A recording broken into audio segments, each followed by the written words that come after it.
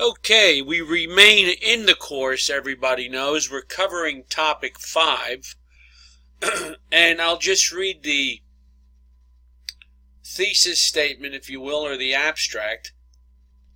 Years ago, the only thing we wanted was for a kid to obey. And now it's the last thing we get.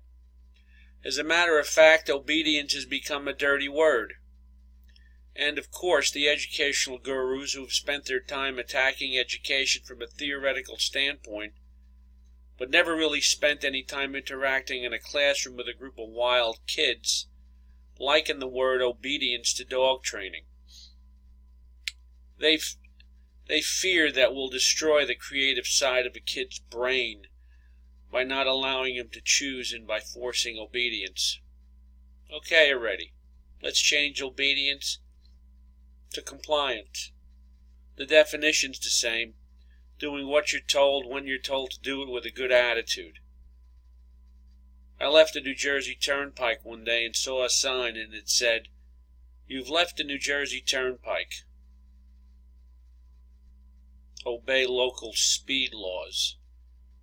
I guess we only have to obey as we get older.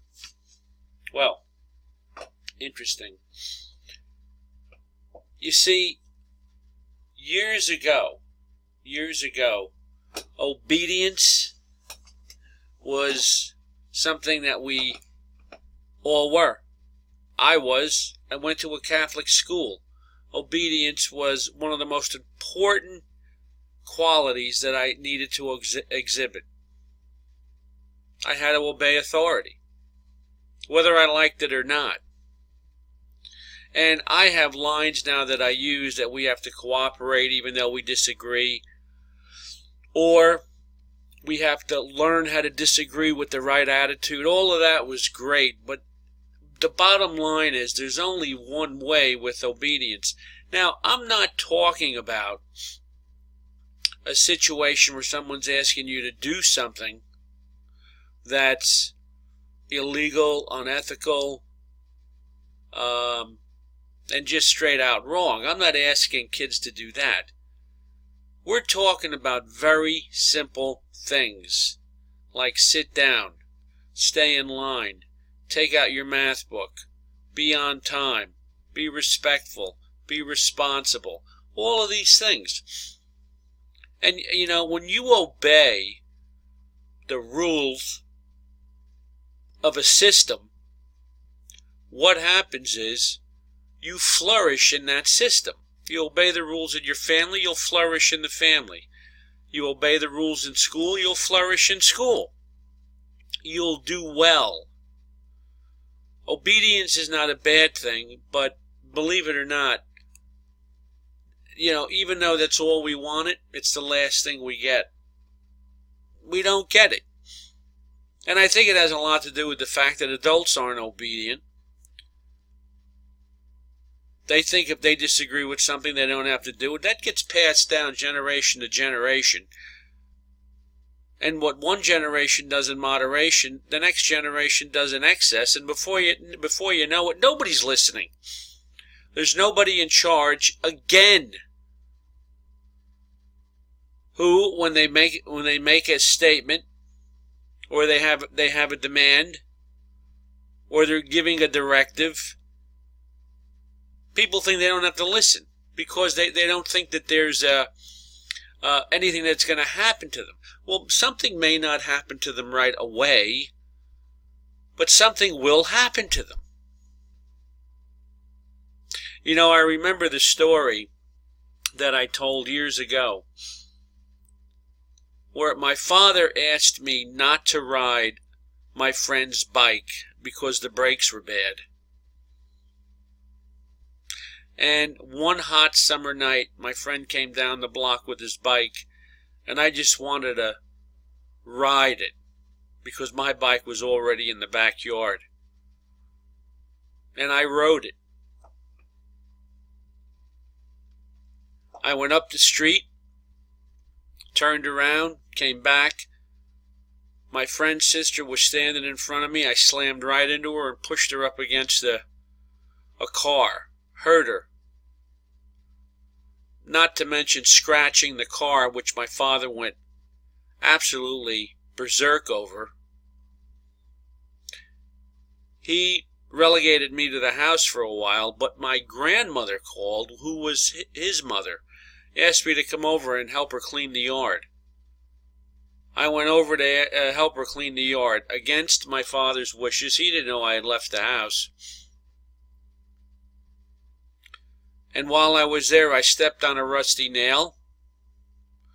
The nail went into my foot and came out, no blood. I limped home, fearing the fact that now I've got a bad leg and I don't want to tell my parents. I was moaning in bed. My mother came in, said, "What's wrong?" I said, "I stepped on a nail at Graham's the other night." She looked at my leg. The stripes were already coming up my leg, and I had to have my foot cut open. All because I didn't listen. Don't ride the bike. Now, the next thing is you can't leave the house. On both occasions, I didn't listen. On both occasions, I hurt myself and someone and almost got myself killed, because if I hadn't let them know about my leg, I would have died of blood poisoning. Obedience is critical to a system. It's now a dirty word. It's now something that we can't use. You see, because the educational gurus that sit in an ivory tower with their theories and philosophies, they liken it to dog training. See, they're afraid that we're going to destroy the creative side of a kid's mind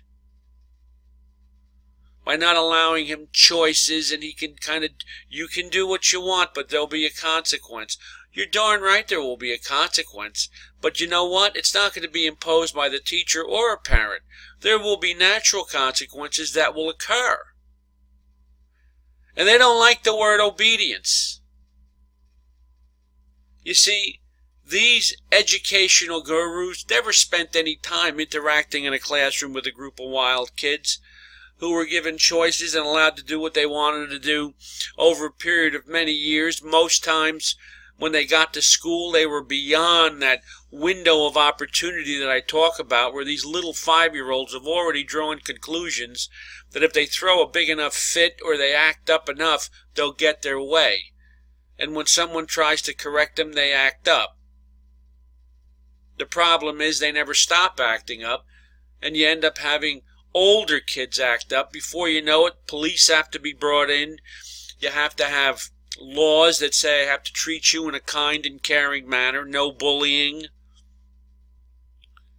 We have to create laws that for some of the most basic things that we should be doing without a law. Treating someone with kindness. There's a law for that now. And it's amazing. So my feeling is I gave up. Okay, we'll call it compliance. But it's the same definition. Look at the definition. Doing what you're told, when you're told to do it, with the right attitude. Doing what you're told when you're... Now you see, we ask kids to do things in school, and you know what happens? They saunter. They do it on their own time. They do it, but they don't do it, and it never looks like they're doing it when they're told to do it, and they certainly at times do not have the right attitude. And if we don't get back on track and start disciplining kids correctly for, non-compliance or disobedience, whatever you want to call it, and I think we're already getting there, you're going to have schools that are going to be wild. And they're already that way now. Now, everybody has to obey. Now, I'm going to talk in my solutions about the 3 behaviors we have to develop in all children. Respect, responsibility, and obedience / compliance. And if you do not listen to what you're told to do when you're younger, ultimately you end up in this position where you're being disciplined by a different authority. Because the more disobedient someone is, the more they believe they can get away with things, the greater the chance they're going to take greater risk, and before you know it, they're going to get caught by the police. And they could end up having a lifetime of trouble. So don't hesitate to ask your kids to do things. And let's back up a second. That's what it looks like, doing what you're told when you're told to do it with the right attitude. We get kids to do that, we could turn things around, not only in our schools, maybe in our culture, maybe in society. That's the presentation on Chapter 5. The solutions should be on your solution section. Just click on that. You'll have another presentation tell you my thoughts on how to solve this problem.